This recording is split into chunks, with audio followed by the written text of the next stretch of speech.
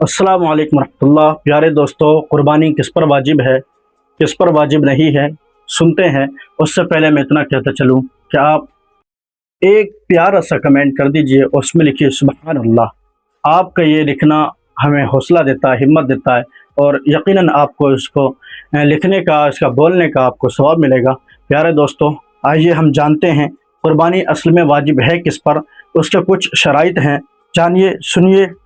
قربانی احکام اسلام میں کچھ فرائض اور واجبات ہیں جن کا بجا لانا ضروری ہے۔ انہی میں سے قربانی ہے ہر مسلمان، آزاد، عاقل، بالغ، مقیم، صاحب نصاب مرد اور عورت پر قربانی کے دنوں میں قربانی کرنا واجب ہے۔ قربانی کا جانور یا اس کی رقم صدقہ کرنے سے واجب ادا نہیں ہوگا۔ یہ یاد رکھیں، آپ مالک نصاب ہیں تو قربانی کے ہی ذریعے آپ کی یہ حق آپ کی جانب سے ادا ہو سکے گا۔ اگر آپ سوچیں کہ ہم صدقہ کر دیں یا غریبوں میں دیتے ہیں تو پھر اس سے کام نہیں چلنے والا۔ مالک نصاب آپ ہیں تو آپ پر قربانی واجب ہے۔ پیارے دوستو، قربانی ادا کریں۔ اللہ تبارک و تعالی ہم سب کو صحیح معنوں میں قربانی ادا کرنے کے توفیق مرحمت فرمائے۔ ملتے ہیں نیکسٹ ویڈیو میں۔ السلام علیکم ورحمۃ اللہ۔